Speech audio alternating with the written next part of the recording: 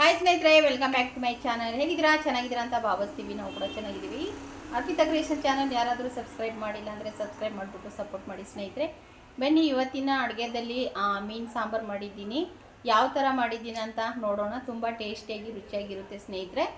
ಸ್ವಲ್ಪ ಸಜ್ಜೆ ರೊಟ್ಟಿ ಜೊತೆ ಮೀನು ಸಾಂಬಾರು, ಜೋಳದ ರೊಟ್ಟಿ ಜೊತೆ, ಅನ್ನದ ಜೊತೆ ತಿಂದರೆ ತುಂಬ ಚೆನ್ನಾಗಿರುತ್ತೆ. ಬನ್ನಿ ಸ್ನೇಹಿತರೆ, ಯಾವ ಥರ ಮಾಡೋದಂತ ನೋಡೋಣ. ಬನ್ನಿ ಸ್ನೇಹಿತರೆ, ಇವಾಗ ಫ್ರೂಟ್ಸ್ ತಿನ್ನೋಣ. ಮಾವಿನ ಹಣ್ಣಿದೆ ನೋಡಿ, ತುಂಬ ಚೆನ್ನಾಗಿದೆ ಗಟ್ಟಿಯಾಗಿ. ಮತ್ತು ಬಾಳೆಕಾಯಿ ತಗೊಂಡಿದ್ದೀನಿ, ಮತ್ತು ಡ್ರ್ಯಾಗನ್ ಫ್ರೂಟ್ಸ್ ಇದೆ ನೋಡಿ ಸ್ನೇಹಿತರೆ. ಇಷ್ಟೊಂದು ಸಜ್ಜೆ ರೊಟ್ಟಿ ಮಾಡಿರೋದು ನನ್ನ ಮಗಳು. ಇನ್ನು ಇದರಿಷ್ಟಿತ್ತು ತಿಂದಿದ್ದೀವಿ, ಇನ್ನು ಸ್ವಲ್ಪ ಇಷ್ಟು ಉಳ್ಕೊಬಿಟ್ಟೈತೆ. ನೋಡ್ತಾ ಇರ್ಬೋದು, ಗ್ಯಾಸ್ ಮೇಲೆ ಮಾಡಿರುವಂಥ ಗಟ್ಟಿ ರೊಟ್ಟಿ ಸ್ನೇಹಿತರೆ. ತುಂಬ ತೆಳ್ಳಗೆ ಮಾಡಿರೋದು ನೋಡಿ. ಇಷ್ಟು ಚೆನ್ನಾಗಿದೆ ಸಜ್ಜೆ ರೊಟ್ಟಿ. ಮೀನು ಸಾಂಬಾರು ಮಾಡ್ತಾಯಿರೋದು, ಹಾಗಾಗಿಬಿಟ್ಟು ಮೀನು ಸಾಂಬಾರಿಗೆ ಮಾಡ್ತಾಯಿರೋದು. ಇವಾಗ ಡ್ರ್ಯಾಗನ್ ಫ್ರೂಟ್ಸು ಕಟ್ ಮಾಡೋಣ ಸ್ನೇಹಿತರೆ. ಅಂದರೆ ವೈಟ್ ಕಲರ್ ಇದೆ ಅಂತ ಅನ್ಕೊತಾ ಇದ್ದೆ ನಾನು, ಆದರೆ ರೆಡ್ ಕಲರ್ ಇದೆ. ಕೆಂಪು ಕಲರ್ ಅಲ್ವಾ, ತುಂಬ ಚೆನ್ನಾಗಿರುತ್ತೆ, ಸ್ವೀಟಾಗಿ ಇರುತ್ತೆ. ಕೆಂಪು ಕಲರು ಒಂದು ತಿಂದಿದ್ದೀವಿ, ಸ್ವೀಟಾಗಿತ್ತು. ಹಾಗಾಗಿಬಿಟ್ಟು ಮತ್ತೆ ಇನ್ನೊಂದು ಕಟ್ ಮಾಡ್ತಾಯಿದ್ದೆ, ಹಾಗಾಗಿಬಿಟ್ಟು ವಿಡಿಯೋ ಮಾಡ್ತಾಯಿದ್ದೆ ನೋಡಿ. ಈ ಥರ ಸಿಪ್ಪೆದು ತುಂಬ ದಪ್ಪ ಇರುತ್ತೆ ಸ್ನೇಹಿತರೆ. ಹಿಂಗೆ ಮಧ್ಯ ಪೀಸ್ ಕಟ್ ಮಾಡಿಬಿಟ್ಟು ತೆಗೆದ್ರೆ ಈ ಥರ ಪೀಸಾಗಿ ಆಗಿರುತ್ತೆ. ಕೈಯೆಲ್ಲ ಕೆಂಪಗಾಗೋಗುತ್ತೆ ಸ್ನೇಹಿತರೆ, ಯಾಕಂದರೆ ಕೆಂಪಲ್ವಾ. ಒಂಥರ ಕಲರ್ ನೋಡಿದರೆ ಎಷ್ಟೊಂದು ಚೆನ್ನಾಗಿ ಕಾಣಿಸ್ತಾ ಇರುತ್ತೆ ಡ್ರ್ಯಾಗನ್ ಫ್ರೂಟ್ಸು. ಒಂದರಲ್ಲಿ 4 ಪೀಸ್ ಕಟ್ ಮಾಡಿದ್ದೀನಿ ನಾನು. ಇವಾಗ ಪ್ರಜ್ಜು ಸ್ಕೂಲಿಂದ ಬರ್ತಾನಲ್ಲ, ಪ್ರಜ್ಜುಗೂ ಕೊಡಬೇಕು. ಹಾಗಾಗಿಬಿಟ್ಟು ಸಿಹಿ ಇದೆಯೋ ಅಥವಾ ಹೇಗಿದೆ ತಿಂದ್ಬಿಟ್ಟು ನೋಡೋಣ ಅಂತ ಕಟ್ ಮಾಡ್ತಾಯಿದ್ದೆ. ನಾನು ಆ್ಯಕ್ಚುಲಿ ವೈಟ್ ಕಲರ್ ಇರ್ಬೋದು ಅಂತ ತೊಗೊಂಡಿದ್ದು, ನೋಡಿದ್ರೆ ಕೆಂಪು ಕಲರ್ ಇಷ್ಟ ಆಯಿತು. ಕೆಂಪು ಕಲರ್ ತಿನ್ನೋಕ್ಕೂ ಒಂಥರ ಚೆನ್ನಾಗಿರುತ್ತೆ. ಕೆಂಪು ಕಲರು ಸಿಪ್ಪೆ ನೋಡಿ, ರೆಡ್ ಕಲರ್ ಎಷ್ಟು ದಪ್ಪ ಸಿಪ್ಪೆ ಇದೆ ಸ್ನೇಹಿತರೆ. ಇವಾಗ 4 ಪೀಸ್ ಕಟ್ ಮಾಡಿದ್ದೀನಲ್ಲ, ಅದರಲ್ಲಿ ಸ್ವಲ್ಪ ಸಣ್ಣ ಪೀಸ್ ಮಾಡ್ಕೊತೀನಿ. ಯಾಕೆಂದರೆ ತಿನ್ನೋಕೆ ಈಸಿಯಾಗಿರುತ್ತಲ್ವ, ಅದಕ್ಕೋಸ್ಕರ ಚಿಕ್ಕದಾಗಿ ಪೀಸನ್ನು ಕಟ್ ಮಾಡ್ಕೊತಾ ಇದ್ದೀನಿ.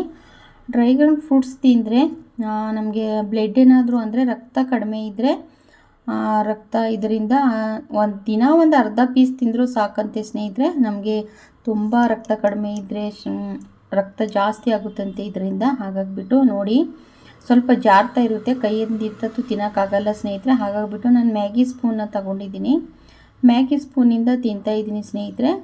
ಇವಾಗ 1 ಪೀಸ್ ತಿಂದ್ಬಿಟ್ಟು ನೋಡೋಣ ಹೇಗಿದೆ ಅಂತ. ತುಂಬ ರುಚಿಯಾಗಿದೆ ಸ್ನೇಹಿತರೆ. ಮತ್ತು ಇವಾಗ ಇಲ್ಲಿ ಮೀನು ಸಾಂಬಾರಿಗೆ ರೆಡಿ ಮಾಡ್ಕೊತಾ ಇದ್ದೀನಿ ಸ್ನೇಹಿತರೆ. ಮೀನ ತಗೊಬಂದಿರೋದು 1.5 kg ಅಷ್ಟು ಇರ್ಬೋದು. ಈ ಥರ ಚಿಕ್ಕದಾಗಿ ಪೀಸನ್ನು ಕಟ್ ಮಾಡ್ಕೊಂಡು ಬಂದಿರೋದು ಸ್ನೇಹಿತರೆ. ನೋಡಿ, ಈ ಮೀನನ್ನು ಇವಾಗ ನಾನು ಸಿಂಪಲ್ಲಾಗಿ ಫ್ರೈ ಹಳೆ ವಿಡಿಯೋದಲ್ಲಿ ಹಾಕಿದ್ದೀನಿ, ಆದರೂ ಈ ವಿಡಿಯೋದಲ್ಲಿ ಹಾಕ್ತೀನಿ ಸ್ನೇಹಿತರೆ. ಇದು ನೀಟಾಗಿ ತೊಳ್ಕೊಬೇಕಂದ್ರೆ ನೀರನ್ನು ಹಾಕ್ಕೋಬೇಕಾಗುತ್ತೆ. ನೀರು ಹಾಕ್ಬಿಟ್ಟು 1 2 3 ನೀರು ಚೆನ್ನಾಗಿ ತೊಳ್ಕೊಬೇಕು ಸ್ನೇಹಿತರೆ. ನೋಡಿ ಫ್ರೆಂಡ್ಸ್, ಕ್ಲೀನಾಗಿ ಫಿಶನ್ನು ತೊಳ್ಕೊಂಬಂದಿದ್ದೀನಿ. ಇದು ತಲೆ ಹೊಡೆಸಿಲ್ಲ, ಉಂಡೆ ಇದ್ದರೆ ತಿನ್ನೋಕ್ಕೆ ಚೆನ್ನಾಗಿರುತ್ತೆ. ಒಂದು ತಲೆ ಇದೆ ನೋಡಿ, ಈ ಥರ 2 ಪೀಸನ್ನು ಮಾಡಿಬಿಟ್ಟಿರೋದು. ನಾನು 2 ಪೀಸ್ ಮಾಡಬೇಡಿ ಅಂತ ಹೇಳಿದೆ, ಆದರೂ ಅವರು ಮರ್ತ್ಬಿಟ್ಟು 2 ಪೀಸನ್ನು ಮಾಡಿಬಿಟ್ಟಿರ್ತಾರೆ. ತಿನ್ನೋಕ್ಕಂದರೆ ಈ ಥರ ಇದ್ರೇ ಚೆಂದ ಸ್ನೇಹಿತರೆ. ಮೀನು ತಲೆ ತಿನ್ನಬೇಕಂದ್ರೆ ಹಿಂಗೆ ಉಂಡೆ ಥರ ಇರಬೇಕು, ಸೂಪರಾಗಿರುತ್ತೆ. ಇವಾಗ ಇದಕ್ಕೆ ಸಿಂಪಲಾಗಿ ಮಾಡ್ತೀನಿ. ಏನೇನು ಹಾಕಿ ಒಗ್ಗರಣೆ ಹಾಕಿದ್ದೀವಿ ಅಂತ ನೋಡೋಣ ಸ್ನೇಹಿತರೆ, ಬನ್ನಿ. ಅದಕ್ಕಿಂತ ಮುಂಚೆ ಸ್ವಲ್ಪ ಹುಣಸೆ ಹಣ್ಣಿದೆ ಅಲ್ವಾ, ನೀರು ಹಾಕ್ಬಿಟ್ಟು ಸ್ವಲ್ಪ ನೆನೆಸ್ಬಿಡ್ತೀನಿ. ಸ್ವಲ್ಪ ಚೆನ್ನಾಗಿ ತೊಳೆದ್ಬಿಟ್ಟು ನೀರು ಹಾಕ್ಬಿಟ್ಟು ಬೇರೆ ನೀರು ಹಾಕ್ಕೋಬೇಕು. ತೊಳ್ಕೊಂಡಿದ್ದೀನಿ, ಇದಕ್ಕೆ ಸ್ವಲ್ಪ ನೀರು ಹಾಕ್ಬಿಟ್ಟು ನೆನೆಸಿದ್ದೀನಿ. ನೋಡಿ, ಒಂದಿಷ್ಟು ಹುಣಸೆ ಹಣ್ಣು ಇಷ್ಟು ತಗೊಂಡಿದ್ದೀನಿ, ಸಾಕಾಗುತ್ತೆ. ಇವಾಗ ಇದಕ್ಕೆ ಒಗ್ಗರಣೆ ಹಾಕೊಳ್ಳೋಣ. ಇವಾಗ ಮೀನನ್ನ ಹಾಕ್ಕೊಂಡ್ಮೇಲೆ ನಾನಿಲ್ಲಿ ಹಾಕ್ಕೊತಾ ಇರೋದು ನೋಡಿ, ಎಣ್ಣೆ ಹಾಕಿಲ್ಲ, ಏನು ಹಾಕಿಲ್ಲ ಸ್ನೇಹಿತರೆ. ನಾನು ಸಿಂಪಲಾಗಿ ಹೀಗೆ ಮಾಡೋದು ನೋಡಿ. ಅರ್ಶಿನ ಪೌಡ್ರನ್ನ ಹಾಕ್ಕೊತಾ ಇದ್ದೀನಿ. ಸ್ವಲ್ಪ ಅರ್ಶಿನ ಪೌಡ್ರ್ ಹಾಕಿದ್ಮೇಲೆ ಉಪ್ಪನ್ನು ಹಾಕ್ಕೊತಾ ಇದ್ದೀನಿ. ನೋಡ್ತಾ ಇರ್ಬೋದು ಫ್ರೆಂಡ್ಸ್, ಉಪ್ಪನ್ನು ಹಾಕಿಬಿಟ್ಟು ಸ್ವಲ್ಪ ಮಿಕ್ಸ್ ಮಾಡ್ಕೊತೀನಿ. ನಾನು ಎಣ್ಣೆ ಹಾಕಿಲ್ಲ, ಏನಿಲ್ಲ, ಸಿಂಪಲಾಗಿ ನಾನು ಹೇಗೆ ಮಾಡ್ತೀನಿ ಅಂದ್ಬಿಟ್ಟು ನಿಮ್ಗೆ ತೋರಿಸ್ತಾ ಇದ್ದೀನಿ. ಎಣ್ಣೆ ಹಾಕ್ಕೊಳ್ಳಲ್ಲ ಅಂತ ಏನಿಲ್ಲ ಸ್ನೇಹಿತರೆ, ಎಣ್ಣೆನೂ ಹಾಕ್ಕೊತೀನಿ. ಇವಾಗ ಇದು ಉತ್ತರ ಕರ್ನಾಟಕದ ಮಸಾಲೆ ಖಾರದ ಪೌಡ್ರ್ ಹಾಕ್ಕೊತಾ ಇದ್ದೀನಿ. 1 ಸ್ಪೂನು 2 ಸ್ಪೂನು, ನಿಮಗೆ ಎಷ್ಟು ಬೇಕು ಅಷ್ಟು ನೋಡ್ಕೊಂಡು ಹಾಕ್ಕೊಳ್ಳಿ ಸ್ನೇಹಿತರೆ. ಖಾರ ನೋಡ್ಕೊಂಡು ಹಾಕ್ಕೊಳ್ಳಿ. ನಾನು ಇದರಿಂದ 4 ಸ್ಪೂನ್ ಹಾಕಿದ್ದೀನಿ ನೋಡಿ. ಅದ್ರ ಮೇಲೆ ಒಂಚೂರು ಹಾಕೋತಾ ಇದ್ದೀನಿ, 4-1/4 ಸ್ಪೂನಷ್ಟು ಅಂತ ಅನ್ಬೋದು. ಅದು ಹಾಕಿದ್ಮೇಲೆ ಇವಾಗ ಇದಕ್ಕೆ ನಾನು ಎಣ್ಣೆನ ಹಾಕ್ಕೊತೀನಿ. ಒಗ್ಗರಣೆಗೆ ಎಣ್ಣೆ ಹಾಕ್ಕೊಂಡಿಲ್ಲ ಸ್ನೇಹಿತರೆ. ನೋಡಿ, ನಾನು ಈ ಥರ ಮೀನು ಸಾಂಬಾರು ಮಾಡ್ತೀನಿ. ನಮ್ಮ ಪ್ರಜ್ಜು ಬಂದ ಸ್ಕೂಲಿಂದ ನೋಡ್ತಾ ಇರ್ಬೋದು. ಇವಾಗ ಎಣ್ಣೆನ ಹಾಕ್ಕೊತಾ ಇದ್ದೀನಿ ನಾನು. ಒಂದ್ಸತಿ ಈ ಥರ ಟ್ರೈ ಮಾಡಿ ನೋಡಿ ಸ್ನೇಹಿತರೆ, ತುಂಬ ಚೆನ್ನಾಗಿರುತ್ತೆ. ನಾನು ಇದರಿಂದ 3 ಸ್ಪೂನಷ್ಟು ನೋಡಿ, ಇಷ್ಟು 3 ಸ್ಪೂನಷ್ಟು ಹಾಕ್ಕೊಂಡಿದ್ದೀನಿ ಎಣ್ಣೆ. ಎಣ್ಣೆ ಹಾಕಿದ್ಮೇಲೆ ಇವಾಗ ನೋಡ್ತಾ ಇರ್ಬೋದು, ನಿಧಾನಕ್ಕಾಗಿ ನಾನು ಫ್ರೈನ ಮಾಡ್ಕೊತೀನಿ. ಅಂದರೆ ಕಡಿಮೆ ಉರಿ ಕಡಿಮೆನೇ ಇದೆ ಸ್ನೇಹಿತರೆ. ಈ ಥರ ಫ್ರೈ ಮಾಡ್ಕೊತಾ ಇದ್ದೀನಿ, ನೋಡ್ತಾ ಇರ್ಬೋದು. ಸೂಪರಾಗಿರುತ್ತೆ. ಇದ್ರ ಜೊತೆ ಸಜ್ಜೆ ರೊಟ್ಟಿ ಇರೋದಲ್ವಾ, ಖಡಕ್ ಸಜ್ಜೆ ರೊಟ್ಟಿ ತುಂಬ ಟೇಸ್ಟಿಯಾಗಿರುತ್ತೆ ಸ್ನೇಹಿತರೆ. ಉತ್ತರ ಕರ್ನಾಟಕ ಕಡೆ ತಿನ್ನೋದು ಇದು. ನೋಡ್ತಾ ಇರ್ಬೋದು ಮೀನು ಫ್ರೈ ಹೇಗಾಗಿದೆ, ಸೂಪರಾಗಿದೆ ಅಲ್ಲ ಸ್ನೇಹಿತರೆ. ಇದಕ್ಕೆ ಇವಾಗ ನೀರನ್ನು ಹಾಕೋಬೇಕು, ಯಾಕಂದರೆ ಮೀನು ಬೇಯಿಸ್ಕೋಬೇಕಲ್ವಾ, ಅದಕ್ಕೋಸ್ಕರ ನೀರನ್ನು ಹಾಕೋಬೇಕು. ನೋಡಿ, ನೀರನ್ನು ಹಾಕೋತಾ ಇದ್ದೀನಿ ನಾನು. ನೋಡಿ, ಇನ್ನೊಂದು ಗ್ಲಾಸಷ್ಟು ನೀರು ಹಾಕ್ಕೊತಾ ಇದ್ದೀನಿ. ಇದರಿಂದ 2 ಗ್ಲಾಸ್ ನೀರನ್ನು ಹಾಕ್ಕೊಂಡಿದ್ದೀನಿ ನಾನು ಸ್ನೇಹಿತರೆ. ನೋಡ್ತಾ ಇರ್ಬೋದು, ಜೋಳದ ರೊಟ್ಟಿ, ರೈಸ್ ಮತ್ತು ಇದಕ್ಕೆ ನಾವು ಮಾಡ್ತಾ ಇರೋದು ಖಡಕ್ ಸಜ್ಜೆ ರೊಟ್ಟಿ. ಸಜ್ಜೆ ರೊಟ್ಟಿ ಜೊತೆ ತಿನ್ನೋಕ್ಕೆ ಸ್ನೇಹಿತರೆ ತುಂಬ ಚೆನ್ನಾಗಿರುತ್ತೆ. ನೋಡಿ, ಫುಲ್ ಇದೇ ಥರ ನಿಧಾನಕ್ಕೆ, ಅಂದರೆ ಫಿಶ್ಗಳು ಇರುತ್ತೆ, ಮಧ್ಯ ಹಿಂಗೆಲ್ಲ ಉಪ್ಪು ಖಾರ ಹಾಕಿರ್ತೇವಲ್ಲ, ಅದೆಲ್ಲ ನಿಧಾನಕ್ಕೆ ಮಿಕ್ಸ್ ಮಾಡ್ಕೋಬೇಕಾಗುತ್ತೆ. ಖಾರ ಜಾಸ್ತಿ ಅನ್ಕೋಬೇಡಿ ಸ್ನೇಹಿತರೆ, ಮೀನು ಸಾಂಬಾರು ಯಾವಾಗಲೂ ಖಾರ ಇದ್ರೇ ಚೆನ್ನಾಗಿರುತ್ತೆ, ಸೂಪರಾಗಿರುತ್ತೆ. ನೋಡ್ತಾ ಇರ್ಬೋದು, ಇವಾಗ ಬೇಯಿಸೋಕೆ ಇಟ್ಬಿಡ್ತೀನಿ. ಅಂದರೆ ಬೇಯಬೇಕು ಸ್ನೇಹಿತರೆ, ಇದು ಕುದಿ ಬರಬೇಕು ಚೆನ್ನಾಗಿ. ನೋಡ್ತಾ ಇರ್ಬೋದು, ಇದಕ್ಕೆ ಕೊಬ್ಬರಿ ಇಲ್ಲ ಏನಿಲ್ಲ, ಸಿಂಪಲಾಗಿ ಮಾಡಿದ್ದೀನಿ. ನೀವು ಟ್ರೈ ಮಾಡಿ ಸ್ನೇಹಿತರೆ, ಇದೇ ಥರ ತುಂಬ ಟೇಸ್ಟಿಯಾಗಿರುತ್ತೆ, ರುಚಿಯಾಗಿರುತ್ತೆ. ಇದಕ್ಕೆ ಸಜ್ಜೆ ರೊಟ್ಟಿ ತಿನ್ನಬೇಕು, ಸೂಪರಾಗಿರುತ್ತೆ. ಬಿಸಿ ಬಿಸಿ ಜೋಳದ ರೊಟ್ಟಿನೂ ಚೆನ್ನಾಗಿರುತ್ತೆ. ಆದರೆ ಸಜ್ಜೆ ರೊಟ್ಟಿ ಮಾಡಿದ್ದೇವಲ್ಲ, ಹಾಗಾಗಿಬಿಟ್ಟು ಈ ಮೀನು ಸಾಂಬಾರನ್ನ ಮಾಡ್ತಾ ಇರೋದು. ಇವಾಗ ಬೇಯಬೇಕು ಚೆನ್ನಾಗಿ ಸ್ನೇಹಿತರೆ, ಬೇಯಿಸ್ಕೊತಾ ಇದ್ದೀನಿ. ನೋಡ್ತಾ ಇದ್ದೀನಿ, ಸ್ವಲ್ಪ ಸೈಡಲ್ಲೆಲ್ಲ ಸ್ವಲ್ಪ ಕುದಿ ಬರ್ತಾ ಇದೆ. ನೋಡ್ತಾ ಇರ್ಬೋದು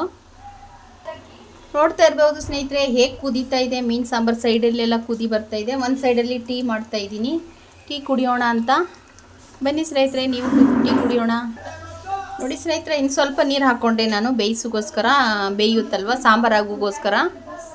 ಸ್ವಲ್ಪ ಸಾಂಬಾರು ಜಾಸ್ತಿ ಇರಲಿ ಅಂತ ಆಮೇಲೆ ಇನ್ನೊಂದು ಅರ್ಧ ಗ್ಲಾಸಷ್ಟು ನೀರು ಹಾಕ್ಕೊಂಡಿದ್ದೀನಿ ಸ್ನೇಹಿತರೆ. ಬನ್ನಿ ಸ್ನೇಹಿತರೆ, ನೋಡಿ ಟೀ ಕುಡಿಯೋಣ. ಟೀ ಸೋಸ್ತಾ ಇದ್ದೀನಿ, ಎಲ್ಲಕ್ಕಿ ಹಾಕಿ ಘಮ ಸ್ಮೆಲ್ ಬರ್ತಾ ಇದೆ ಟೀದು. ಬಂದ್ಕರ್.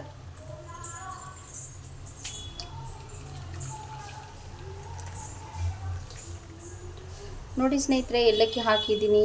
ಟೀ ಚೆನ್ನಾಗಿರುತ್ತೆ ಏಲಕ್ಕಿ ಹಾಕಿದರೆ. ಬನ್ನಿ ಸ್ನೇಹಿತರೆ, ಟೀ ಕುಡಿಯೋಣ. ಸ್ನೇಹಿತರೆ ಬನ್ನಿ ಟೀ ಕುಡಿಯೋಣ. ಟೀ ಜೊತೆ ಟೋಸ್ಟ್ ತಗೊಂಡಿರೋದು ಸೂಪರಾಗಿರುತ್ತೆ. ಬನ್ನಿ ಟೀ ಟೋಸ್ಟ್ ತಿನ್ನೋಣ ಸ್ನೇಹಿತರೆ.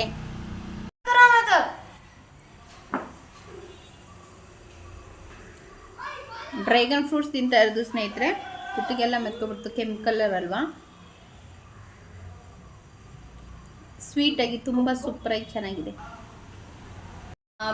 ಮಗಳು ಒಂದು ಪೀಸ್ ತಿನ್ನಿಸಿದ್ಲು, ಇವಾಗ ಪ್ರಜ್ಜು ಒಂದು ಪೀಸು. ಸೂಪರ್ ಸ್ವೀಟಾಗಿದೆ. ನಾನು ತಿನ್ನಲ್ಲ ಅಂದರೂ ಕೇಳ್ತಾ ಇಲ್ಲ, ತಿನ್ನಿಸ್ತಾ ಇರೋದು. ಸ್ನೇಹಿತರೆ, ಹೇಗೆ ಕುದೀತಾ ಇದೆ. ಇವಾಗ ಇದಕ್ಕೆ ಹುಣಸೆ ಹುಳಿ ಬಿಡಬೇಕು. ಹುಣಸೆ ಹಣ್ಣು ನೆನೆಸಿದ್ದೀನಲ್ವಾ, ಈ ಥರ ಕಿವುಚ್ಕೋಬೇಕು.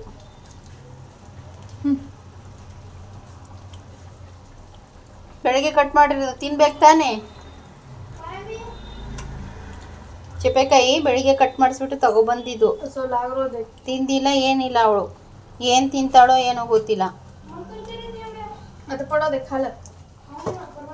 ನೋಡಿ ಹೆಂಗೆ ಕಿತ್ತಾಡ್ತಾವ್ರೆ ನಮ್ಮ ಮನೇಲಿ ಇಬ್ಬರು. ಒಬ್ಬರೇ ಇರಬೇಕು, ಅದಕ್ಕೆ ಹಾಸ್ಟ್ಲಲ್ಲಿ ಒಬ್ಬರು, ಮನೇಲಿ ಒಬ್ಬರು, ಇಬ್ಬರು ಇದ್ರೆ ಹಿಂಗೆ ಕಿತ್ತಾಡೋದು. ನೋಡಿ ಸ್ನೇಹಿತರೆ, ಏನು ಮಾಡೋದು. ಡ್ರ್ಯಾಗನ್ ಫ್ರೂಟ್ ನೋಡಿ, ಡ್ರ್ಯಾಗನ್ ಫ್ರೂಟ್ಸ್ ಐತೆ, ಮಾವಿನ ಹಣ್ಣು ಐತೆ, ಬಾಳೆಕಾಯಿ ಐತೆ.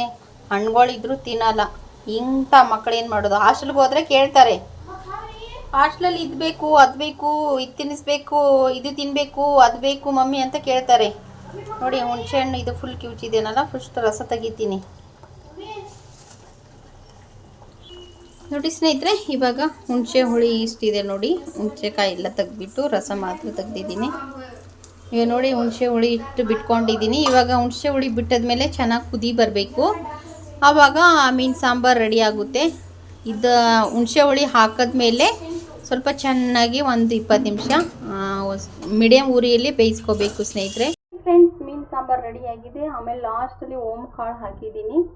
ಓಮ್ ಕಾಳು ಹಾಕಬೇಕು, ತುಂಬ ಚೆನ್ನಾಗಿರುತ್ತೆ ಸ್ಮೆಲ್, ಘಮ ಘಮ, ಆಮೇಲೆ ತಿನ್ನೋಕ್ಕೂ ಟೇಸ್ಟಿಯಾಗಿರುತ್ತೆ. ಓಮ್ ಕಾಳು ಹಾಕಿ ಹೀಗೆ ಬಿಟ್ಟಿದ್ದೀನಿ. ಇವತ್ತು ಮೀನು ಸಾಂಬಾರು ರೆಡಿಯಾಗಿದೆ. ರೊಟ್ಟಿ ಜೊತೆ ಅನ್ನ ಜೊತೆ ಊಟ ಮಾಡೋದು ಸ್ನೇಹಿತರೆ. ಮೀನು ಸಾರು ಹೇಗೆ ಅನ್ನಿಸ್ತು ಅಂತ ಕಮೆಂಟಲ್ಲಿ ತಿಳಿಸಿ. ಮತ್ತೆ ನೆಕ್ಸ್ಟ್ ವಿಡಿಯೋದಲ್ಲಿ ಸಿಗೋಣ. ಎಲ್ಲರಿಗೂ ತುಂಬ ಹೃದಯದ ಧನ್ಯವಾದಗಳು ಸ್ನೇಹಿತರೆ.